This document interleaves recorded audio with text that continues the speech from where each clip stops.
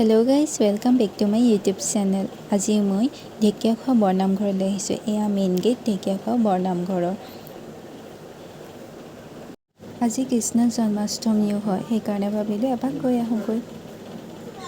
আৰু এতিয়া ভাদ মাহ শেষেই হ'ব হ'ল, নামঘৰলৈও বুলি যোৱা নাই।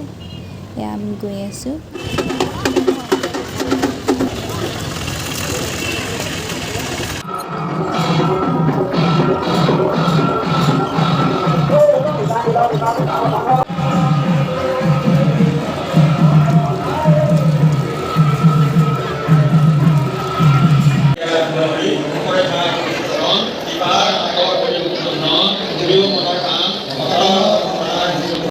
এয়া হৈছে মহাপুৰুষ মাধৱদেৱৰ ভৰি থোৱা মহাভাগ।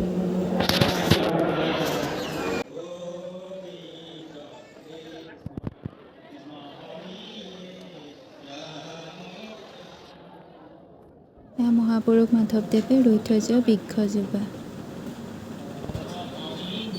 বান্দৰটো দেখিছেনে? বহি পিনে কিমান ধুনীয়াকৈ আকলটো খাই আছে। এয়া ভিতৰত সোমাই পিনে আমি সেৱা কৰি আহিলোঁ আৰু বাহিৰলৈ ওলাই দেখিছে কিমান দীঘল প্ৰসাদ ল'বৰ বাবে লাইন পাতি আছে। ঢেকীয়াখোৱা বৰনামঘৰৰ মহাপুৰুষ মাধৱদেৱে এগছি বন্তি জ্বলাইছিল 485 বছৰ ধৰি। বেছি হ'ব পাৰে, কিন্তু আজি পৰ্যন্ত জ্বলি আছে। এই নামঘৰৰ পৰা এতিয়া ঘৰলৈ বুলি গৈ আছোঁ। আজি ব্লগটো কেনেকুৱা পালে জনাব। ব্লগ বুলি নহয়, এনেই থুলমূলকৈ দেখালোঁ আৰু মিনি ব্লগ বুলি ক'ব লাগিব এতিয়া। আৰু যদি ভাল পায় লাইক কমেণ্ট শ্বেয়াৰ কৰি দিব আৰু ছাপোৰ্ট কৰি যাব। আজি মোৰ মিনি ব্লগটো ইমানতে সামৰিছোঁ। বাই।